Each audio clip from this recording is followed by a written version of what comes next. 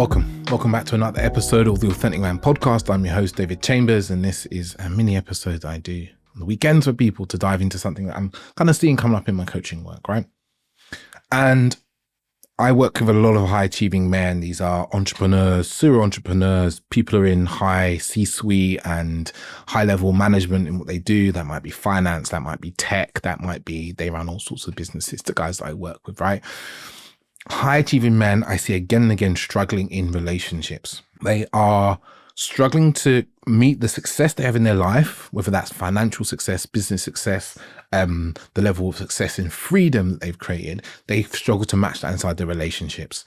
So I understand this because this was me to some degree, and I'm earning six figures plus. I've got property. I can travel over the world when I want to. I'm eating in beautiful places. I'm having great experiences. I'm living a life that many people look and say, you know, is an amazing life, right? But my relationships were full of, at time and time again, with stress, disagreement, misunderstanding, breakdown, like overly emotional girlfriends, me feeling fed up with the relationship and dating, intimacy dying out, and so forth, right? So I get it. And these are all, like I said, these are the men I'm often working with. They don't always have all these things, but they have some level of them, right? And here's the thing, like high achieving men, we often dominate inside professional spheres. Our ability to make decisions under pressure, or our ability to analyze and understand what's happening, they're really, prized in the professional world, right? You really are. Like, or even the courage that we like to really go for things and be directive and be assertive is really prized. But in relationship, those same traits can cause a lot of fucking problems. Yeah. So the first point of why, high achieving men struggle in relationship, because they're courageous at work and they're courageous with money and in their businesses, but they have a lot of fear when it comes to love, fear and hesitancy actually when it comes to love, right? So these men, you can be really courageous in work, right? So you will start businesses, you will make big bets and big decisions. You will take on massive problems that, maybe you can't really solve, but believe you can. You will start a business to do something where the odds are stacked against you. Yeah. Bold decisions, tough decisions, right? Bold risks and so forth, right? But inside relationship, you will not take the same risks with love and with your heart and with your emotions. It's really important to see that, right? You will not take those same levels of risks. There's a lot more fear and hesitancy around doing that than you'd experience when it comes to a business decision. Yeah. And it's interesting because people don't think that you may be like that. If you're one of these men, listen to that. But this is the problem. A lack of emotional courage in relationship, right, just leads to a lack of openness, lack of vulnerability, and actually very shallow experiences inside the relationship. Yeah, because to be emotionally courageous, you show up with vulnerability. You would face the fear of rejection, face the fear of ridicule, and so forth from the partner. Right. And I see this with some of my clients, right, where they're making big deals, man. They're running multiple businesses across the globe, right? Making tough client decisions, having to let people go or talk to their finances and the VC fund that are backing them and so forth, right? But they can't have a direct conversation with their partner about something emotional or something about intimacy, right? Because they just leave it. They're like, oh, that's going to be too hard. There's too many moving parts. And, it's never going to go anywhere. They even have this kind of negative projection, which they won't have in their business life, right? This negative projection is not going to go well. They always overreact, right? Where they wouldn't have that same negative projection when it comes to business, right? So it causes you to not share your vulnerabilities, not open up, not love openly, not express yourself with clarity inside a relationship about how you feel, right? So this is what damages the relationship. And here's the thing, as men, the masculinity that we're taught is all about external success. Yeah, you've heard me talk about the man box a lot, but it's a lot about this performance of masculinity outwardly, bravado, control, domination, knowing everything, being good at sport, only talking about superficial things, being sexually virile and all these sorts of things. A lot of it is this external performance of masculinity. But what we don't learn, right, we don't grow up with, especially these higher performing men that I work with, is they've kind of atrophied, I think that's the word, not built up the muscles of the kind of more feminine aspects, things like emotions, relationships, intuition, attunement to others, right? Self-expression and connection. They haven't worked those muscles as well. And they actually have a lot of fear about expressing those and being and showing up in their relational world, especially with these feminine aspects, which a relationship really needs. Yeah. But the kind of true mature masculinity really involves deep emotional presence and this willingness to face uncomfortable situations, which include emotions, right? And when we don't have this courage, we don't have this emotional courage, we have to actually start look at some of these kind of childhood wounds. Like, where did this originate from? You know, is there childhood neglect from a parent? Did we have someone who only gave us love when we were performing or succeeding? Did we only get attention and acknowledgement when we were successful in things? Did we have someone in our life who was very critical of when we didn't do well, or when we did do well, they were critical of the things that didn't go well? And then the key is kind of like meeting those parts of ourselves, right? In a very safe and kind of loving, compassionate way, so that we can heal and integrate those, so that when we have less of a resistance about bringing those parts of us in relationship, while also learning the skills of emotionality, feeling, nervous system regulation, emotional regulation, holding space for someone else.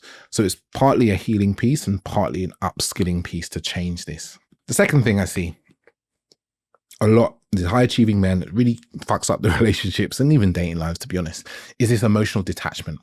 Emotional detachment, over like seeing logic as success and seeing themselves as emotional failures. Let me talk a bit more about this, right?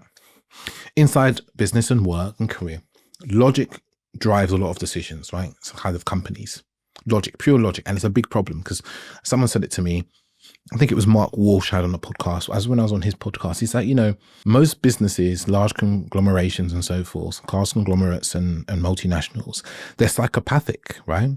Because they're all about their money. They don't think about, you know, the good they're doing to the world or how they impact the staff and all these things. They don't think about the kind of sociopaths? I can never tell the difference between, but they don't care about the kind of the softer things, right? The things that kind of really matter in life, relationships, right?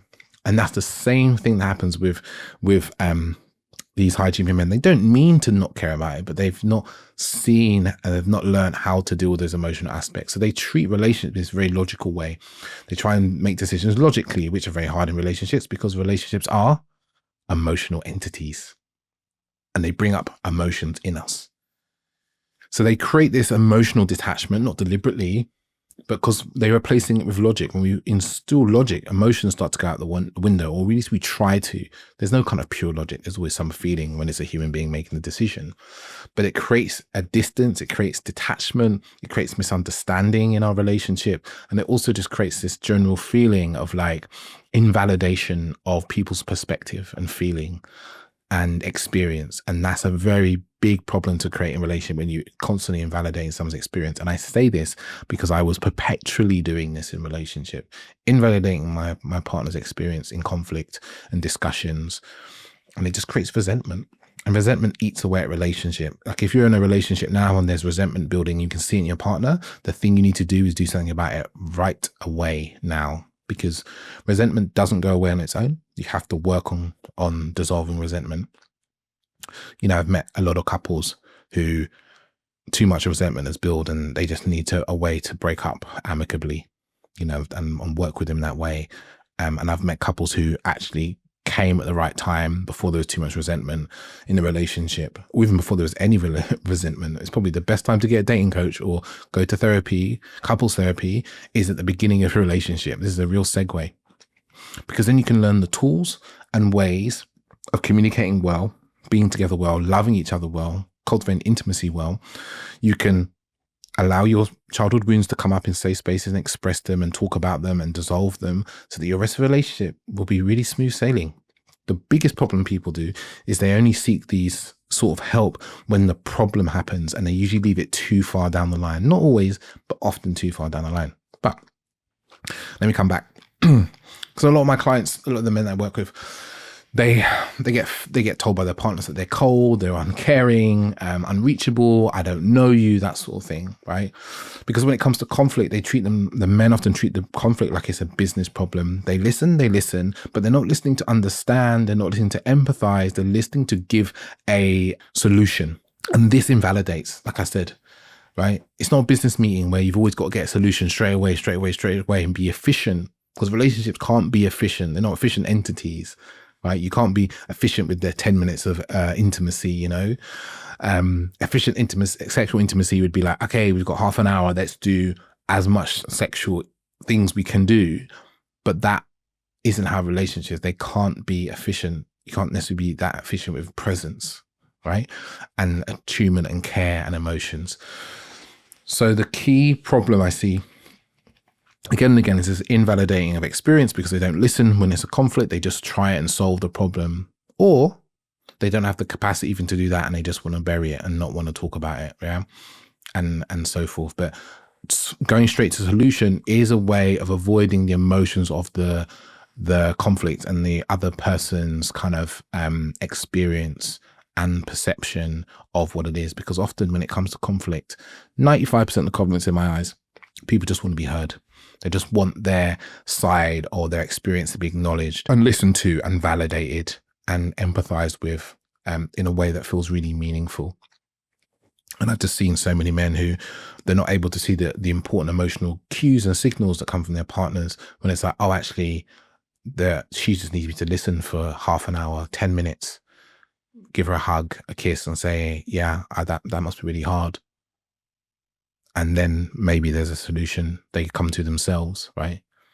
But we just don't have that capacity. And again, that often comes from our inability, often stemming from childhood, to be with emotion without it feeling like an attack, feeling like a criticism, feeling like there's something wrong with us, or someone trying to push her away or reject us. So we've got to deal with those underlying stuff. And you can't just like think your way out of those things. There are emotional problems that need to be dealt with in emotional ways and somatic ways and nervous system ways. Third thing, blind spots of high performance.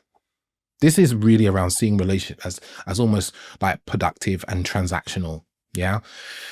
And when we strip away the emotional elements, yeah, we miss out on the genuine connection. We miss out on the intimacy. We miss out on the emotional aspects, right? We can't be productive. It's a productivity mindset that kind of blinds us to the emotional aspects of a relationship that are absolutely necessary, and actually creates superficial relationships. Yeah, based on superficial experiences, like, oh, it feels good to be around each other and so forth. And then as it gets deeper, these emotional pieces come up and it can be overwhelming. Yeah. And I see this a lot with men, where they evaluate dating in a way that feels very transactional, right? And they're missing out on the emotional aspect, sometimes because they struggle to feel it themselves. They look at someone and go, okay, so she's successful and she's ambitious and those things are good. But they don't think like, oh, how does this person make me feel? How do I feel when I'm in the presence of this woman?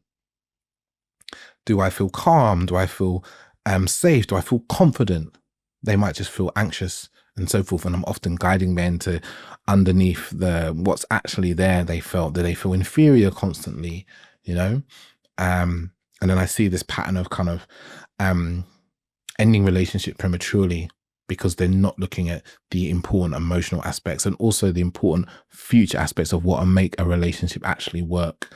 They've kind of got this idea in their head of what's important, what it isn't necessarily. And then down to the last couple of points. So there's avoidance of conflict is a really big one. We've touched on this a little bit, but just like I see with high performing men, and this is all comes down to the emotional aspect. This is really, or not really being scored in conflict, because conflict in business and conflict in relationships are very different, right? Conflict in business is usually we're trying to deal with a problem. Someone has a different idea about how to go about that problem. We'll look at the pros and cons and we can come to an agreement, or there's some middle place. With a relationship, often the conflict is down to an emotional thing that's going on for someone, deep rooted in their childhood wounds and fears and pains and insecurities. And those fears, pains and insecurities aren't always obvious when we start the conflict, and we have to go through the conflict to actually see those things and then deal with them appropriately with our own emotions and feelings, and being able to have the attunement to do that and the maturity to do that without reacting to someone else, reacting to our partners in the moment. And reacting can look like anything like shutting down, getting angry, storming out, refusing to talk, not knowing what to say. Those are all reactions, right? And they're often disproportional reactions, overreactions. So what often happens is high-performing men, they avoid conflict in their relations because the emotions are too much.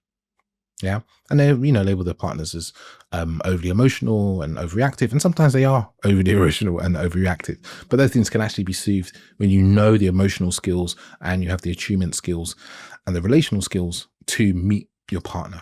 So they suppress conflict. They suppress their own, the high achieving men often suppress their own fears and issues with the relationship. Yeah. And they suppress them so they can just keep them to themselves so they don't create conflict, but they actually build resentment and also creates distance. Something I've seen with a lot of guys is this, I think I need a better name for it, but I haven't got one at the moment, is where the relationship, they can't bring their issues to the relationship.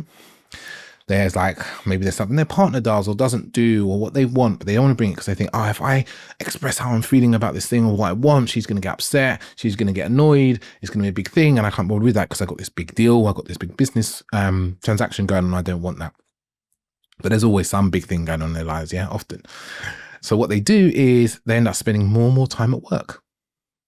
Yeah, they create that distance unconsciously. They spend more and more time at work and they don't face the thing, and actually creates distance and separation. And sometimes actually their partner blows up, right? Because they can feel there's something and they're upset. They want more closeness. They blow up about it. And then that either pushes the man further away or it causes a really big conflict, which doesn't get dealt with very well, creates more resentment. I've seen this time and time again. Yeah. Or this kind of peacekeeping. I'm going to just say what I need to say, but it just creates distance and sometimes leads to cheating for the high performing man. High achieving man, because there's a distance. He can feel that he wants to talk about something, but it's uncomfortable. And to escape the uncomfortability, he seeks a good feeling, even temporary, with somebody else. Yeah. This is like a valve, like a pressure release valve. Yeah. That can happen. By no means am I saying that every man that works a lot is going to cheat and not all men cheat, but I've seen it happen a number of times. Yeah. So it's like learning the skills of how do I do conflict well? Yeah. How can I stay in the intensity? That's a really interesting one that I work with men, is like staying in the intensity of, I have all this fear about discussing something and actually I'm going to meet my partner and we're going to talk about this thing and she's going to have her opinions and I'm going to stay grounded and present and actually listen and actually say my piece and then get underneath it, using communication tools and realize like, this is what's at the root of it. I understand. I see you. If I felt that way, I'd understand you'd react this way. And then there's an increased closeness that's created while also creating increased confidence in having conflict. Yeah, really important aspect there. I got a couple more. Maybe I got one more point here. And this is about kind of this perfectionism that gets in the way of intimacy. I've often find that, and this is looped into all the things I've already said, that these high-performing men struggle to create intimacy and closeness in their relationship. Intimacy including kind of sexual intimacy, closeness. Intimacy is, to me, is closeness, like a sexual closeness. They struggle with physical closeness sometimes as well. Giving words of affirmation and reassurance and all these type of things in their relationship can be overly critical. And this all kind of ties into this perfectionism.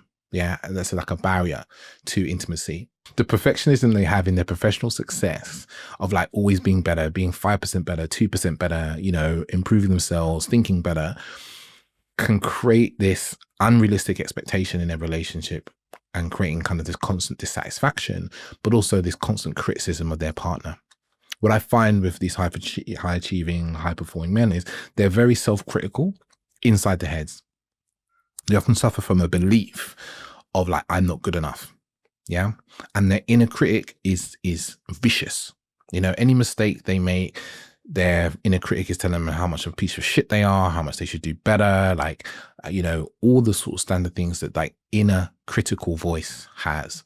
And that inner critical voice can be a really great driver and propeller forward, but it also erodes at self-confidence. It erodes at relationships, because what happens with that critical voice is it leaks out, inadvertently, because when you're watching your partner's behavior, what they're doing, they might be cooking. Cooking's a good example. And you're watching them cook and she doesn't use some chili in the recipe. I'm talking from personal story here. You'll stand there going, why are you not in your head? You're thinking, oh my God, she's not going to use chili. How could she not use chili in this recipe? This is ridiculous. She doesn't know how to cook. Oh my God. Like, and you start to have these thoughts, and suddenly something just jumps out your mouth before you realize it. Right. And it might be you say the whole thing of what I just said that was in your head, or you might just say something like, I'm only going to put some chili in there. Why would you not or the food comes and you start eating it and they say, how is it? And all you can focus on is the lack of chili. And you might say, oh, yes, okay. It could really do some chili though. You often do this. Boom. The critical inner voice that you have, that you direct at yourself a lot, starts to come out of your mouth as well. And it's can be really destructive, right? Because it can wear away someone's confidence and self-esteem if you're in a relationship. And I see this a lot with the guys I work with. They find themselves in these kind of unrealistic expectations and standards of the women they're with. And it's just like little ways, not living up. They're not going to help them live the life they want to live, or they're not ambitious enough, or they're not smart enough, or they're not funny enough, or they're not sociable enough, And a lot of this comes down to not the women they're dating, but themselves. And actually the road to healing is dealing with those criticisms, not just shutting them down, is understanding where they came from, what the kind of unmet need in self is, and starting to give that need. Yeah. So it's creating some acceptance and dealing with the underlying issues that might be in a child, things in a critic work, some nervous system regulation, emotional regulation, and even just some kind of thought work as well that goes into it. So this episode was a bit longer than I expected, and I feel like, how am I going to finish this up? I want you to think about how you try and apply the things that work in your business, the things that work in your career, that work in your profession, have got you places. How do you try and apply those same things to your relationship? And where does that fail miserably? Yeah. It might be efficiency. It might be everything being about evidence-based decisions. It might be removing emotion from things. Whatever it is for you, like, where do you do that? Yeah. And start small in terms of bringing more feeling, holding more space, listening more deeply, right? And if there is resentment that's built up already between your partner, as I talked about, do something about it. Do something about it. Really do. Because if you prize this relationship, resentment hangs around, and if you don't deal with it, sometimes it often grows, right? You can't bury your head in the sand about this if this relationship means something to you, especially if you've had children. And I say this because I work with quite a number of men with kids, is, the kids pick up on it, and they'll start forming an idea of who mummy and daddy are, and it'll be very similar maybe to your own father, and how, many of us lacked a level of fathering, right? And you don't want your kids to have that same view of you, or go and make the same mistakes that you've made. So do something about it. See a therapist, see a coach, call me, bell me, whatever, my email's down below. If I can't help you, I will direct you to someone who can, because relationships are valuable, if not the most valuable thing in our lives, love, relationships. Money comes and goes, but a good relationship can stay with you forever. I think that's a good note to finish up on. If you want more of my wisdom, I have a newsletter I put out every week called This Is the Work, where I talk about aspects of being a man, doing the work, masculinity, relationships, love, intimacy.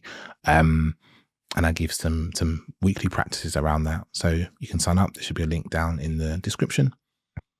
And if you've enjoyed this, share it with somebody, listen with a friend, send it to somebody. And also, review, man. Leave me a review, a like, a review. Always welcome. Ciao, ciao.